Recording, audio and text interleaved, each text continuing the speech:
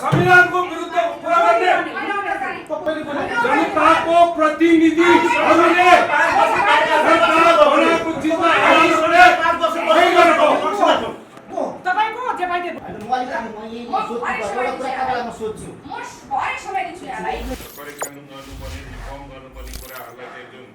Positively नलिकन योभन्दा अगाडिको सरकारले चाहिँ जुन काम गरेको छ यी कामहरू प्रति चाहिँ के हो भन्दाखेरि यो पार्लियामेन्ट्री सिस्टममा यो चाहिँ जुन कमिटीहरू त यो कस्तो भन्दाखेरि पार्लियामेन्टको त इम्पोर्टेन्ट यो कमिटीहरू सबै कमिटीहरू इम्पोर्टेन्टै हुन्छन् र चाहिँ मिनी पार्लियामेन्ट भनेर चाहिँ सबैले चाहिँ चिनिएको यो समितिबाट चाहिँ दिएका रेकमेन्डेसन्सहरूलाई गभर्मेन्टले चाहिँ जुन रूपमा सिरियसली चाहिँ लिनुपर्ने र हामीले पनि के हो भन्दाखेरि खालि चाहिँ छलफल गर्ने अनि चाहिँ रेकमेन्ड गरेर पठाउने निर्देशन दिने तर चाहिँ त्यसको फलोअप चाहिँ भएन भने चाहिँ यसो चाहिँ राम्रो परम्परा चाहिँ स्थापित चाहिँ हुन सक्दैन।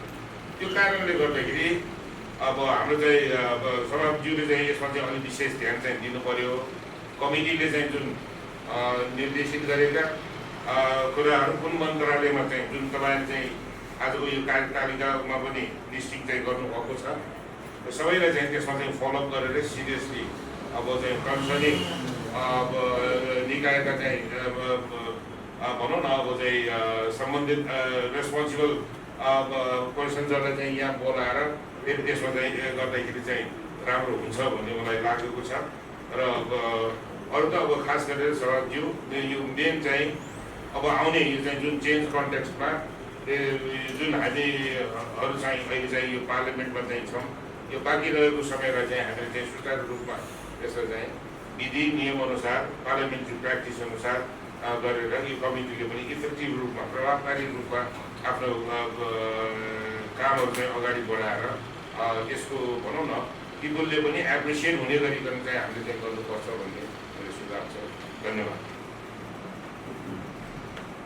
र म सबभन्दा पहिला सुरु के भन्छु भनेदेखि नेपाली कङ्ग्रेस नेकपा माओवादी केन्द्र जसपाका साथीहरूले र राजमोको साथीहरूले जुन तरिकाले एउटा राजनीति परिवर्तन हाम्रो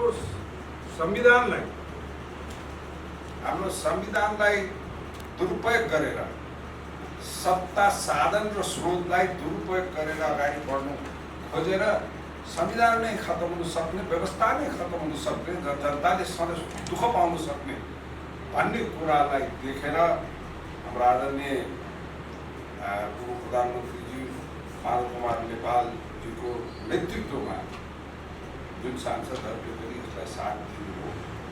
जनताको हित हाम्रो संविधानको संरक्षण र व्यवस्थाको संरक्षणको निम्ति गर्नुभयो। त्यसको निम्ति म विशेष धन्यवाद दिन चाहन्छु किनभने यो हामी सबैको रक्षाको कुरा हो। पहिला देश रहनु पर्यो, पहिला व्यवस्था रहनु पर्यो, पछि संविधानको रहनु पर्यो। त्यो मध्ये पछि हामी पार्टीगत कुराहरू गर्न सक्छौँ। यो नै हाम्रो लोकतन्त्र र व्याख्या किसिम किसिमका हुन्छ। तर म एउटा कुरा के भन्छु भने यो सरकार परवादेशले बनेको सरकार होइन। 146 जना सांसदहरूले समर्थन गरेर बनेको सरकारलाई डुबाउनु खोजेकोमा त्यसलाई चाहिँ न्यायालयले स्थापित गरिदिएको सरकार हो। त्यस कारणले यसलाई परवादेश भनेर जुन साथीहरूले भन्नुहुन्छ त्यसको निम्ति हामी विरोध गर्दछौँ र उहाँहरूलाई व्याख्या गर्न चाहन्छौँ। त्यो माथि परवादेशकै कुरा गर्ने हो भने जब नेकपा फुट्यो, नेकपाको जब चाहिँ फुट्ने अवस्थामा भयो, विचारको कुराहरूमा फरक पर्यो, तर कानुन र दृष्टिकोणले फुट्नु नसक्दा कुनै एक अरू व्यक्तिले नै नेकपाको नाममा पार्टी गठन गरेको कुरामा जब चाहिँ सर्वोच्च अदालतमा चाहिँ मुद्दा पर्यो, त्यो बेलाको परवादेशले गर्दा कि पक्ष चाहिँ त्यो पार्टीभित्रको चाहिँ मैले गरेको नत्र त्यही बेला नै सत्ता पक्षको र अनेक कुरामा चाहिँ फरक परिसक्थ्यो र मलाई लाग्थ्यो फेरि दोस्रो पटक चाहिँ यो संविधानमा पुग र हाम्रो चाहिँ संसद चाहिँ विघटन गर्ने काम हुँदैन थियो जस्तो लाग्छ। त्यस कारणले त्यो मुद्दाको लेखाइ हेर्दा, त्यो मुखाको निर्णय हेर्दा र अहिलेको चाहिँ संसद पुनर्स्थापनको रिस्टेट अफ द पार्लियामेन्टको मुद्दा हेर्दाखेरि धेरै फरक पर्छ। त्यस कारणले मलाई लाग्छ हामीले कसरी हुन्छ, नयाँ संविधान आयो, नयाँ व्यवस्था आयो, भविष्यका मान्छेहरूको आर्थिक उन्नति गरेर कसरी अगाडि बढ्नुपर्छ भन्ने कुरामा हामीले राष्ट्र दृष्टिकोणबाट सबै बसेर अगाडि जानुपर्छ जस्तो लाग्छ। त्यस कारण गएका पुराना गल्तीहरू चाहिँ नदोहोरियोस्। हाम्रो अहिले सरकारले पूर्णता पाइसकेको छैन। सरकारले पूर्णता पाउँदाखेरि पनि म के भन्छु भने संविधानको भावना, संविधानको मर्म अनुसार क्षेत्रीय, जातीय सबै प्रकारबाट सन्तुलन रहोस्, समावेशी र समानुपातिक होस् र कार्य गर्न सक्ने संसदमा क्रियाशील भएका व्यक्तिहरू यो आन्दोलनमा तपाईँको संसदको पुनर्स्थापनको निम्ति आन्दोलनमा क्रियाशील भएका साथीहरू र सक्षम साथीहरूले नेतृत्व गर्न हामी सबै सुनिन चाहन्छौँ। आफ्नो मान्छे र एकै जातिको भावले जुन काम चाहिँ यो सिस्टम चाहिँ संविधानले नदिएको कुरालाई चाहिँ यो सिस्टम चाहिँ फेरि पेलेर गर्ने काम नहोस्। जुन कुराको निम्ति हामी विरोध गर्थ्यौँ, जुन कुराको निम्ति हामीले चाहिँ ठिक छैन भन्थ्यौँ, फेरि नयाँ बोतलमा त्यो कुराको रक्सी आएको जस्तो हिसाबले नहोस् भन्ने कुरा चाहिँ म नेताहरूलाई चाहिँ विषयमा अनुरोध गर्न चाहन्छु। जहाँसम्म हाम्रो समितिका कुरा छ को कुरा गर्दाखेरि हामी अलिक क्रियाशील हुनु बहुत जरुरी छ। यो दुईटा फ्याक्टर के छ भने 3.5 वर्षको गत सरकारले लिएको परराष्ट्र सम्बन्धीको क्रियाकलाप र नीतिहरूले राष्ट्रलाई धेरै नोक्सान नेग्लिजेन्सी। म भन्छु कि हाम्रा राजदूत नियुक्तिहरूकै कुराहरू हेरौँ। राजदूत नियुक्ति गर्न गत सरकारले एउटा मार्गदर्शन बनायो, एउटा डकुमेन्ट बनायो, एउटा चाहिँ गाइडलाइन बनायो, तर नियुक्ति गर्ने बेला कम्प्लिटली डिफ्रेन्ट छ। अब खुसी छ यो सरकारले पहिला सुरु सर्वोच्च अदालतले नै त्यसको नियुक्ति व्याख्या गरिदियो, भनेदेखि पछि यो सरकारले पनि यस्ता नियुक्तिलाई चाहिँ कैन्सिल गरिदियो। म सभापति र सभापति मार्फत यो सरकारलाई के अनुरोध गर्न चाहन्छु भनेदेखि नयाँ किसिमको गाइडलाइन बनाउनै छ भने र त्यो गाइडलाइन चाहिँ फलो गर्न सक्ने गाइडलाइन देखावटीको निम्ति एक चिज त्यो छ भनेर हामीले चाहिँ जुन राजदूतहरू चाहिँ नियुक्त गर्छ भनेदेखि आफ्नो मान्छे र रिटायरमेन्ट होममा गएर चाहिँ रिल्याक्स गरेर जाने सक्ने खालि मान्छेहरूलाई पठाउनु होइन कि त्यहाँ गएर क्रियाशील गरेर देशको उन्नतिको निम्ति के गर्न सक्ने व्यक्तिहरूलाई मात्रै पठाउनु चाहिँ पर्छ भन्ने कुरामा चाहिँ हामीले चाहिँ जोरदार आवाज उठाउनुपर्छ जस्तो लाग्छ। त्यस्तै गरी एउटा अर्को मैले भेरी इन्ट्रेस्टिङ कुरा के देखेको थियो भनेदेखि त्यो गाइडलाइनमा चाहिँ राजनीतिक नियुक्ति हुनको निम्ति चाहिँ राजनीतिक नियुक्ति हुने एम्बेसडर्सहरूको पनि मिनिमम क्वालिफिकेसनका कुराहरू राखेको थियो। यदि नियुक्ति फेरि म निर्वाचितको कुरा गर्दिनँ, प्रधानमन्त्री निर्वाचित हुनुहुन्छ, सभापति निर्वाचित हुनुहुन्छ, तर मन्त्रीहरू भनेको नियुक्ति हो। यदि राजनीतिक नियुक्तिको निम्ति कुनै पनि राजनीतिको निम्ति क्वालिफिकेसन क्राइटेरिया, एजुकेसन क्वालिफिकेसनको क्राइटेरिया राख्छ भने परराष्ट्र मन्त्री बन्नुको पनि एजुकेसन क्वालिफिकेसन यस्ता सेन्सिटिभ मन्त्रालयहरूमा आवश्यकता छ भने त्यो पनि हुन्छ। न त ताकबडी देवारे न त भोतामी हुने जस्तो देखिएको छ। त्यस कारणले यस्ता चिजहरू राजनीतिक नियुक्तिमा गर्दा मान्छेको एक्सपिरियन्स, मान्छेले गर्नु सक्ने क्षमता चाहिँ खालि एउटा ग्रेजुएसन भन्ने शब्दले हुँदैन। तसर्थ यस्ता व्यक्तिहरूलाई चाहिँ सच्याओस् भन्ने म चाहन्छु। भनेदेखि आज एउटा सन्तुलन असलग्न नीतिमा हामी भएर गएको सन्तुलन प्रकारको चाहिँ हाम्रो चाहिँ परराष्ट्र नीति चाहिँ हुन सकेको देखियो।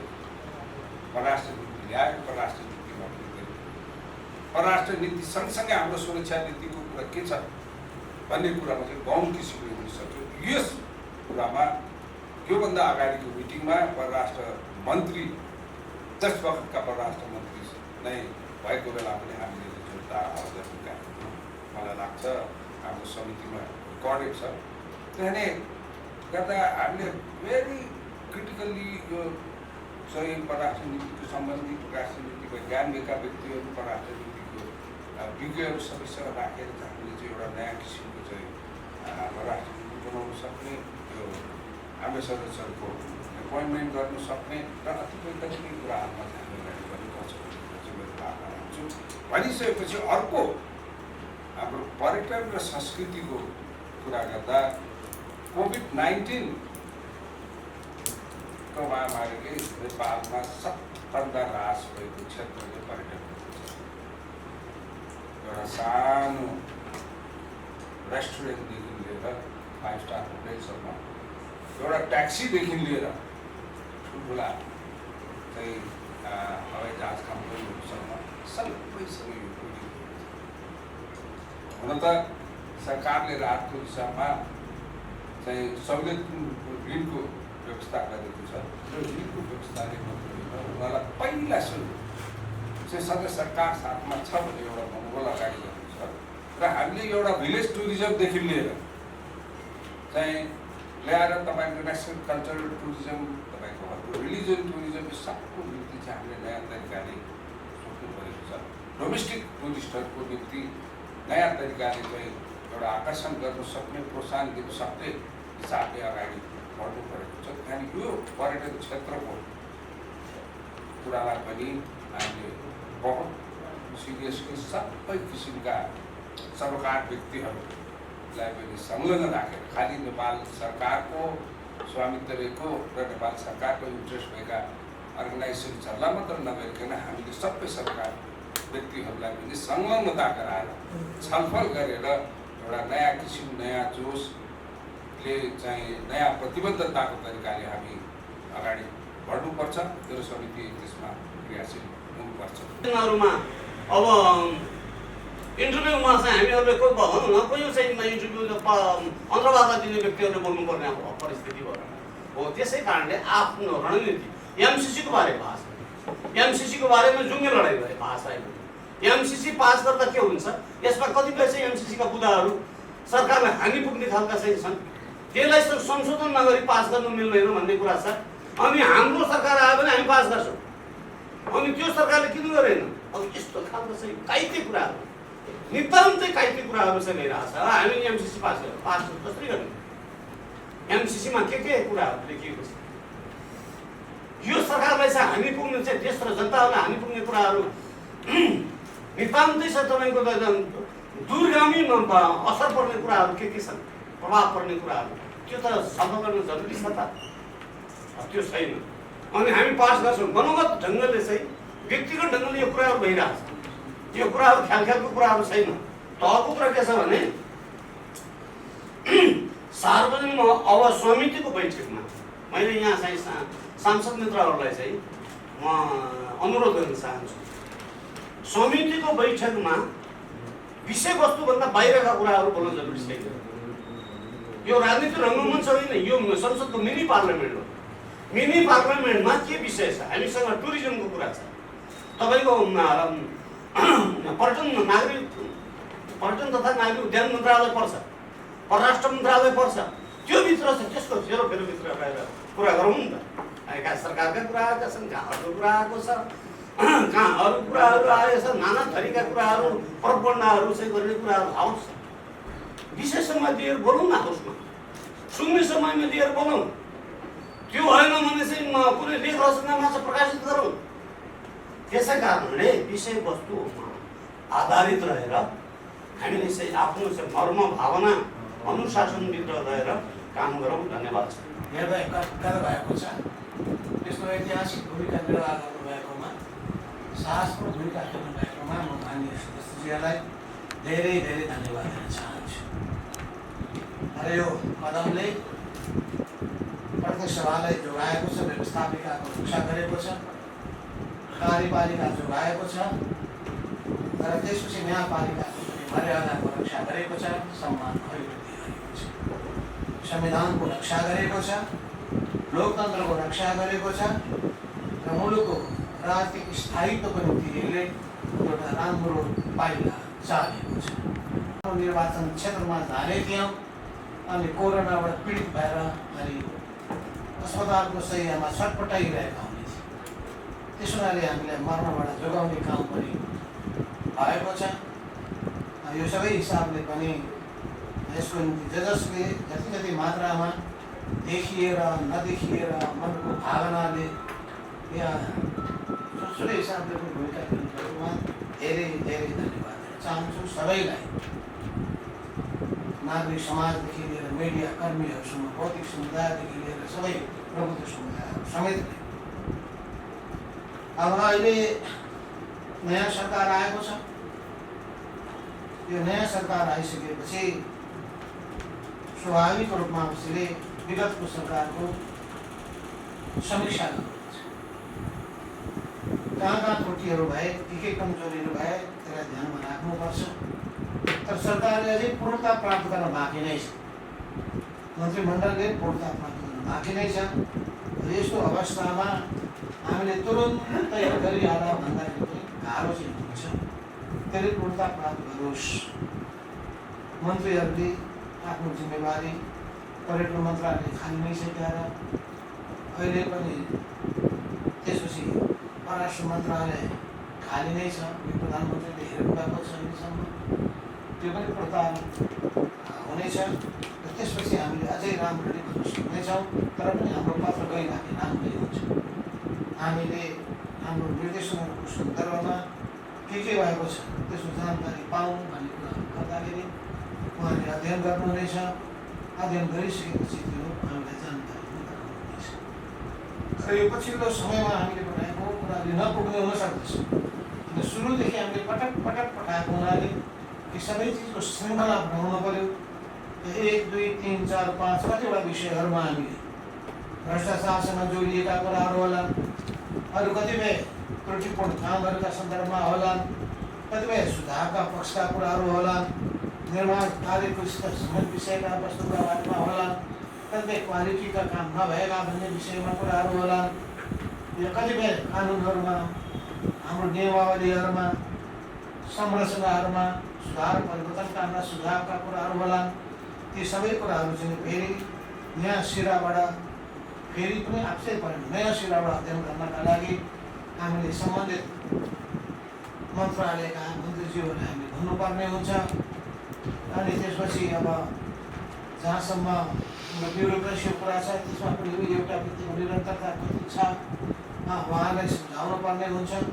यो सबै भइसकेपछि हामीले चाहिँ उहाँसँग पनि अन्तर्क्रिया पनि गर्नेछौँ, छलफल गर्नेछौँ, हामीले सामने कुराकानी गर्नेछौँ, बैठकमै पनि गर्नेछौँ, या समितिले आयोजना गरेको त्यस्तो कुनै किसिमको गोष्ठी सेमिनारमा पनि गर्न सक्दैन। यो सबै चिजको निम्ति पनि हामीले लाग्नुपर्ने आवश्यकता छ। अब अवश्य पनि हाम्रो परराष्ट्र नीतिको एउटा निरन्तरता हुनुपर्ने छ। संसारमा त्यही हुने गर्दछ, तर कहिलेकाहीँ पोलिसी सिफ्ट पनि हुने गर्दछ। पोलिसी सिफ्ट गर्नुपर्ने आवश्यकता के छ कि छैन भने बृहत छलफलको आवश्यकता छ। बृहत छलफल गरिसकेपछि कुनै कुरामा सिफ्ट गर्नुपर्ने भने त्यो चित्त बुझ्नु आवश्यक, समय स्थितिमा परिवर्तनको कारणले गर्दाखेरि त्यो भएको हो भन्ने कुरालाई पुष्टि गर्न सक्नु। तर जेसुकै गर्दा पनि देशको हितलाई सर्वोपरि राख्ने कुरामा कुनै विवाद हुँदैन। राष्ट्रको हितलाई, राष्ट्रको गरिमालाई र राष्ट्रको सामग्रिक विकासको लक्ष्यलाई केन्द्रबिन्दुमा राखेर हामीले सिङ्गो राष्ट्र एकताबद्ध बनाएर अगाडि बढ्ने हिसाबबाट हाम्रो देशको राष्ट्रिय अर्थतन्त्रलाई टेवा पुग्ने, बलियो बनाउने, कमजोर बनाउने होइन, राष्ट्रिय स्वाभिमानलाई मात्रै होइन, अब आत्मनिर्भरताको नीतिलाई त्यसलाई पनि टेवा पुग्ने, यी सबै हिसाबले पनि सोच्नुपर्ने आवश्यकता पर्छ। यी सबै सन्दर्भमा पनि विगतमा भएका कतिपय नीतिगत वा कार्यगत निर्णयहरूको सन्दर्भमा समीक्षा गर्नु पर्यो भने पनि सम्बन्धित सबै ठाउँहरूमा समीक्षा होस् भन्ने कुरा पनि हामीले पर्छ। अब जहाँसम्म यो समितिलाई अझै हामीले प्रभावकारी बनाउनका लागि यसको नियमित बैठकहरू पक्कै पनि हुनेछ। आवश्यक विषयवस्तुमा गहन छलफल पनि हुनेछ। समितिकै बैठकमा बसेर पुग्छ भने समितिकै बैठकमा विज्ञहरूसँग बसेर हुनसक्छ भने विज्ञहरूलाई बोलाएर गोष्ठी सेमिनारको आयोजना गर्नुपर्यो भने गोष्ठी सेमिनारहरू गरेर एउटा कतिपय विषयवस्तुहरू छन् ती सबै कुराको बारेमा अब अनेक मानिस सदस्यहरूको आफ्ना आफ्ना ज्ञानहरू छन्, आफ्ना आफ्ना अनुभवहरू छन्, आफ्ना आफ्ना सोचहरू होलान्, आफ्ना आफ्ना मान्यताहरू होलान्, आफ्ना आफ्ना जोड र गुणहरू पनि होलान्। ती सबैको बारेमा जति छलफल हुन सक्यो वादी जाति तत्त्वबोध भने जस्तै यी सबै चिजहरूको अलग अलग फरक फरक कोणबाट आइसकेपछि विचार मन्थन भइसकेपछि अनि सही र सत्य निष्कर्षमा पुग्नका लागि त्यसले सहयोग पुर्याउन सक्दछ। यस अर्थमा यो समितिको स्ट्रेन्थ आफ्नै बलियो पक्ष छ। त्यो बलियो पक्षलाई प्रयोग गरौँ, अनुभवलाई प्रयोग गरौँ र त्यसपछि हाम्रो देशको पनि बलियो पक्ष प्रयोग गरौँ। हामीले निकालेका निष्कर्षका कुराहरू पनि छन्, त्यसलाई पनि ध्यानमा राखौँ। यी सबै गरेर हामी सुरुदेखि उठाइरहेका विषयवस्तुहरूको बारेमा वर्तमान सरकारको विषयमा ध्यान आकर्षित पनि गरौँ, आकर्षित गर्ने काम गरौँ। जुन आजको विषय पनि विगतमा दिइएको निर्देशनको समीक्षा भएको हुनाले यी समीक्षाको पाटोमा त बसिजाउँला, कुनै आवश्यक गर्नु पर्ला। तर त्यसको निम्ति यदि अर्को सिटिङमा आवश्यक छ भने नयाँ कुनै सोचिएको छ भने त्यो आओस्, होइन भने त्यो निर्देशन पत्रको बारेमा सरकारले जानकारी, नयाँ सरकारले जानकारी गराउने, त्यसको जवाबहरू प्राप्त गर्ने तिनीहरू लेखिएको छ। कारणको आवश्यकता बारेमा जानकारी प्राप्त नभएको, जानकारी प्राप्त नभएको, उत्तर प्राप्त नभएको भन्ने कुरा लेखिएको हुनाले जानकारी त आउनु पर्यो। जानकारी आइसकेपछि बल्ल हामीले गरेको कुरामा पनि हामी समीक्षा गर्न सक्छौँ, जानकारी आइसकेपछि पनि समीक्षा गर्न सक्छौँ। त्यो सबै कुराहरूको सन्दर्भमा आज बैठक बस्यो। अब सुरु हुने भयो, समितिको आफ्नो क्रियाशीलता अगाडि बढ्न सक्ने भयो र यो क्रियाशीलतालाई अगाडि बढाउनका लागि सभापतिज्यूले सशक्त प्रभावकारी भूमिका खेल्नुहोस् र हामी सबैको पनि एकदम सक्रिय सहभागिता र भूमिका होस्। त्यही कुराहरू राखेर म आफ्नो कुरा यहीँ पनि गर्छु। हस् आफ्नो भएको छ त्यसमा सहयोगमा धन्यवाद दिन चाहन्छु। प्रतिगमनको म तयार गर्ने पर्सन बुझा गर्ने पर्सन लेखेको कारणले पनि आउँदैन हो। त्यसैले प्रतिगमनको विषय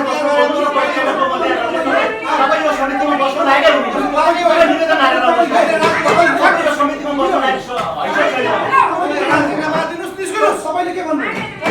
सबैले बस्नु हैसियत छैन। तपाईँले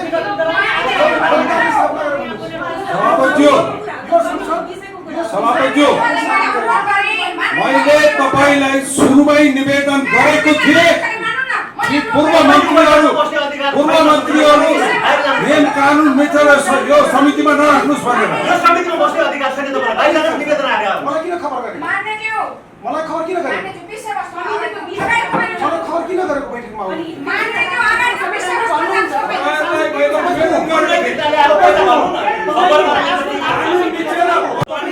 संविधानको विरुद्ध कुरा गर्ने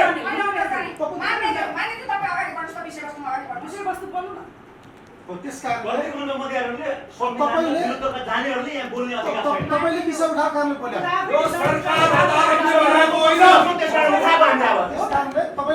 जनताको प्रतिनिधिहरूले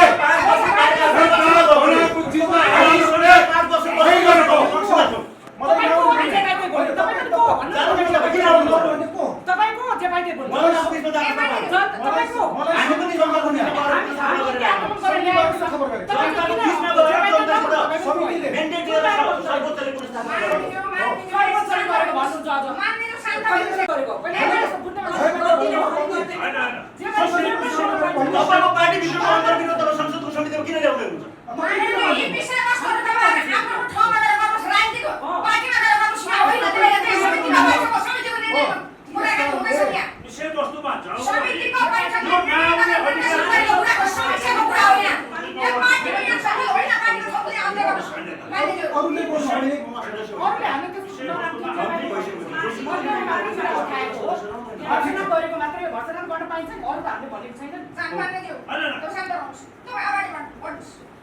त्यस कारणले यस्तो विषयहरूमा अलिकति समितिले ध्यान दिएर जानुपर्छ र यसमा थुप्रै कामहरू हामीले गरेका छौँ जसको मूल्याङ्कन भएको छैन, समितिको मूल्याङ्कन भएको छैन। त्यस कारणले अब समितिले निर्देशन दिँदाखेरि यस्तो विषयमा गम्भीरतापूर्वक निर्देशन दियोस्। यति कुरा राख्नु। धन्यवाद। धन्यवाद मान्यज्यू। उपयुक्त हुन्छ। म भरै समय दिन्छु यहाँलाई। म सोध्छु म भरै समय दिन्छु यहाँलाई। प्लिज हैन मलाई बोल्न सक्न दिनुस् न कम्तीमा। सार्वभौमिक सत्ता सम्पन्न संसदमा राजनीतिक कुरा हुन्छ तर असंवैधानिक र आतंककारी कुरा हुँदैन सर। मान्यज्यू राजनीतिक कुरा हुन्छ। राजनीतिक कुरा गर्नु पाइन्छ, तपाईले तोकेको कुरा मात्रै होइन। राजनीतिक कुरा तर हुन्छ असंवैधानिक ढङ्गले जे कुराहरू गरिरहेको त्यो गर्न पाइने। मान्यज्यू अघि यहाँ कुरा उठेको थियो कि एउटा तपाईको चाहिँ प्रधान होइन, तपाईको जवाफमा के थियो भने सभामुखले के भन्नुभयो भने सुन्ने समयमा मन्त्री भएर सुन्ने समयमा सकिएको हुनाले हामीले सुन्ने मानेका थियौँ। अदालतले पनि सुन्ने मानेन। तर आज मन्त्री पदमा विराजमान भएको साथी बोलाएर यहाँ आउँछ जसले असंवैधानिक कदमको मन्त्री बनेर मैले त्यसो त रुलिङ गरे त मलाई। अनि कसैले राजनीतिक मैले भनेको थिइन त। अरू पनि हुन्छ त्यो मैले सुन ती विषयमा मलाई मात्रै होइन अरू सबै मान्ने सदस्य तोकिएको कुरा त यहाँ राजनीतिक कुराहरू भर्सक यहाँनिर अहिले नगरौँ। अहिले विषय वस्तुमै राखेर चाहिँ हामी छलफल अगाडि कुरा बढाउँ। राजनीतिको त हुन्छ साथीज्यू। यो क्लब हो, राजनीतिक व्यक्ति हौँ तर विषय वस्तुमा जाउँ भन्ने खालको यो त क्लब होइन नि त साथीज्यू। त्यसो भने किन यत्रो कुरा उठ्यो त? तपाईँको एजेन्डामा के छ? सुन्नुहोस् न गलत भएका तपाईँको एजेन्डामा त समीक्षा मात्रै छ। समीक्षा मात्रै हामीले गरेको यति महत्त्वपूर्ण राष्ट्रिय इस्युहरू किन सरकारले तपाईँको लागू गरेन? यो सरकारले गरेको कदमप्रति भर्सना गर्नु भने सुन्नु मैले भने यो संसद होइन, यो संसदले नि त्रुटि त्यहीँबाट सुरु भएको छ। त्यही कुर्सीबाट सुरु भएको छ। भर्सना गर्ने कुरा कसले गर्यो कसले गरेका छैन अथवा गरौँ अथवा गर्नु यो क्लब हो। कसले भनेको छ? तपाईँले तोकेको कुरा यो क्लब हो, एनजिओ हो। यो होइन आइएनजिओ होइन सुरुदेखि यो निश्चय सरकार भएको। हो। तर सुन्नुहोस् न मान्यज्यू, तर छलफल गर्दा कम्तीमा पनि संयमतापूर्वक धैर्यतापूर्वक हामी कुराकानी गर्न सक्छौँ र राजनीतिक विषयहरू राजनीतिक ढङ्गले पनि हामी कुराकानी गर्न सक्छौँ।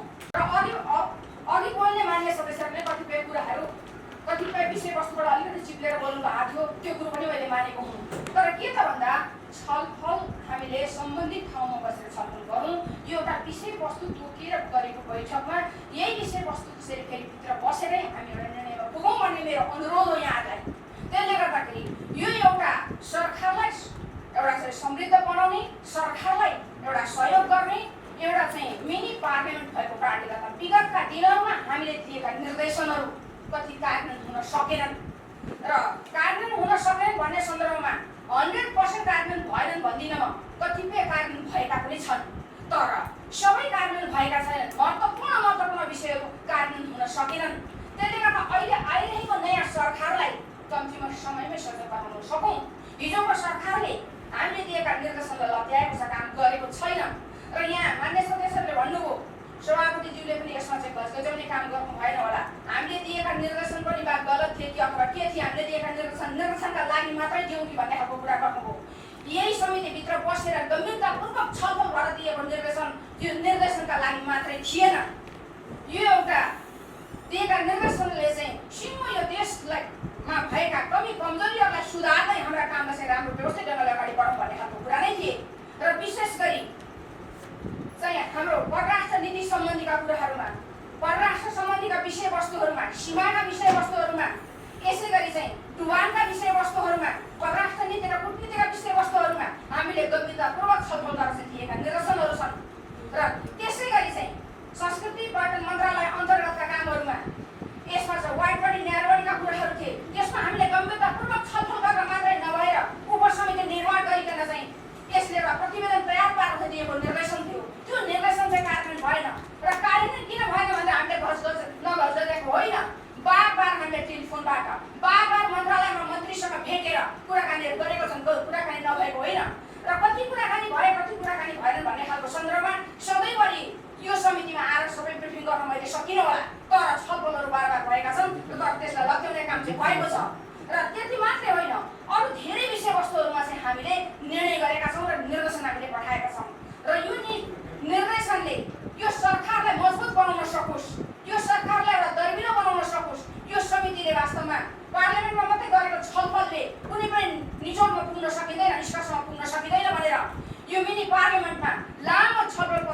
बहस पछाडि निस्केको एउटा ठोस जुन नीतिबाट एउटा सुझाव दिन सकौँ भन्ने उद्देश्यका साथ नै हामीले यो मिनी पार्लियामेन्टमा छलफल गरेका हौँ र निर्देशन महत्त्वपूर्ण ढङ्गले चाहिँ हामीले दिएका छौँ र त्यसलाई कार्यान्वयनका लागि चाहिँ हामीले कसले बनिरहेका कुराहरू चाहिँ म यहाँहरू समक्ष राख्न चाहन्छु र त्यसका साथसाथै हामीले गोर्खा भर्तीका सन्दर्भमा आज गोर्खा भर्ती जाने जुन नेपालीहरू तडपिरहेको अवस्थामा त्यसमा हामीले चाहिँ गम्भीरतापूर्वक बसेर छलफल गरेर निर्देशन हामीले दियौँ त्यसमा पनि उपसमिति बनाइकन उपसमितिले राम्रो डकुमेन्ट तयार पारेर चाहिँ हामीले निर्देशन दिएका हौँ र त्यो पनि कतिपय कारण हुन सक्यो कतिपय कुराहरू हुन सकिरहेको अवस्था छैन आज पनि तडपिएको स्थिति छ त्यसैले तारागाउँ विकास समितिको आफ्नो देशको सम्पत्ति आज लुटिरहेको अवस्था छ आज जग्गा हड्पिरहेको अवस्था छ यो विषयमा हामीले चाहिँ निकै लामो छलफल गरेर निकै बृहत पसिना बगाएर यो समितिले चाहिँ निर्देशन दिएको थियो त्यो निर्देशन चाहिँ कार्यान्वयन हुन सकेन यस विषयमा पनि हामीले चाहिँ बारबार छलफल गरेका हौँ गर्न सकेन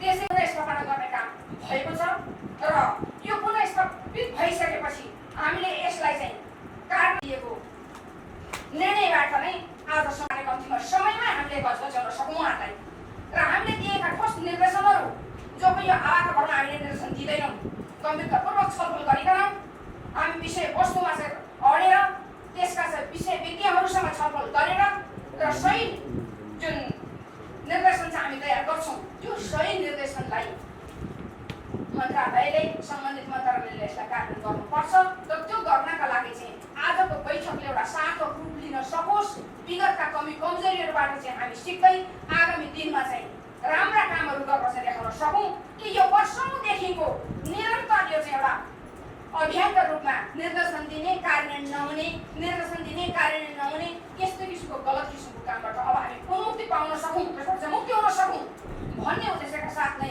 आजको यो बैठक राखिएको हो र यो बैठकमा अत्यन्तै राम्रा सुझावहरू मान्य सदस्यले दिनुभएको छ वास्तवमा एउटा राष्ट्रको एउटा स्पष्ट नीति हुनुपर्छ राष्ट्रको एउटा स्पष्ट कुटनीति हुनुपर्छ जबकि आफ्नो राष्ट्रलाई राष्ट्र हितका निम्ति त्यसको सार्वभौम सत्ता संरक्षणका निम्ति एउटा जनताको जनजीविकाका निम्ति जनताको एउटा हितका निम्ति र राष्ट्र हितका निम्ति चाहिँ एउटा जुन राम्रो नीति बन्नुपर्छ जबकि राष्ट्र हितका निम्ति कुनै पनि नीति बन्दैन भनेदेखि त्यस्ता गलत किसिमको नीति आयो भने त्यसलाई हामीले चाहिँ नकार्न पनि सक्नुपर्छ त्यसको विरोधमा उत्रन पनि सक्नुपर्छ यो चाहिँ सम्बन्धित सरकारले सम्बन्धित मन्त्रालयले मात्रै गर्नुपर्छ भन्ने खालको कुरो होइन विज्ञ जो हुनुहुन्छ व्यक्तिहरू उहाँहरूले यस्ता कुराहरूलाई खै गर्नुपर्छ उठाउनुपर्छ कुराहरू र यसरी उठाएर गएको खण्डमा अवश्य पनि त्यस्ता किसिमको गलत कामबाट हामी जोडिन सक्छौँ र नीति निर्माणदेखि लिएर हाम्रा पुरातात्विक जुन संरक्षण गर्नुपर्ने कुरा छ त्यो सम्पदाहरूलाई संरक्षण गर्नुपर्ने कुराहरूदेखि लिएर हाम्रो राष्ट्रिय सम्पदाको जमेना गर्ने कुरादेखि लिएर हाम्रो सीमाको सुरक्षा गर्ने कुरादेखि लिएर यी यावत विषयमा विशेषज्ञहरूसँग बसेर र हाम्रो समितिका पनि विज्ञान मान्य हुनुहुन्छ धेरै यस विषयमा धेरै लामो समयदेखि चाहिँ जुन काम गरेर आउनुभएका विज्ञहरू हुनुहुन्छ र परराष्ट्र नीतिका सन्दर्भमा परराष्ट्र सम्बन्धी नै विचार बोकेर आउनुभएको त्यस सम्बन्धी चाहिँ ज्ञान प्राप्त गर्नुभएका व्यक्तिहरू हुनुहुन्छ उहाँहरू सबै हामी विशेषज्ञहरू बसेर हामी ठोस एउटा चाहिँ नीति बनाइकन हामीले अगाडि जाउँ भन्ने खालको कुराहरू चाहिँ म यहाँहरू समक्ष चाहिँ राख्न चाहन्छु र आजै यो विषय सबै छलफल गरेर चाहिँ सकिन्छ भन्ने पनि मलाई लागेको छैन र यसमा अझै मेहनतपूर्वक अझै गहनतापूर्वक चाहिँ हामीले छलफल गर्नुपर्ने हुन्छ र हामीले दिएका निर्देशनहरू जुन कार्यान्वयन नभएको कारणहरू किन हो र यो के कारणले गर्दा कार्यान्वयन गर्नु भएन भन्ने खालको कुरो त विगतको सरकार अहिले छैन उसलाई सोध्ने कुरो भएन अहिले आएको नयाँ सरकारलाई यी निर्देशनहरू हामीले दिएका थियौँ यो निर्देशनहरू कार्यान्वयन हुनुपर्छ भनेर घचघचाउनका लागि हाम्रो सचिवालयले चाहिँ फेरि पनि त्यसलाई घचघचाउने काम पत्रचार गर्ने काम चाहिँ गर्ने कुराहरू चाहिँ म यहाँहरू समक्ष राख्न चाहन्छु र अब यी समीक्षाका साथसाथै अब हामीले आगामी कार्ययोजना पनि हामीले बनाएर जानुपर्ने हुन्छ जुन आगामी कार्ययोजनामा विगतको जस्तो नीति निर्देशन कार्यान्वयन नहुने अवस्था नहोस् भन्नका लागि चाहिँ हामीले बेलैमा सचेत हामी हुनुपर्ने हुन्छ र बेलैमा हामीले गजगजाउनु पर्ने हुन्छ र त्यो काम हामी गर्न सक्छौँ अब यहाँहरूले भन्नुभयो बेलैमा गजगजाइ राख्ने सन्दर्भमा पनि कहिले कोरोनाको महामारीको कारणले गर्दाखेरि हामीले चाहिँ त्यसलाई पहल जस्तो ढङ्गले दिनु पर्थ्यो त्यसै गर्न सकेनौँ कहिले संसद विघटनका कारणले गर्दाखेरि चाहिँ हामी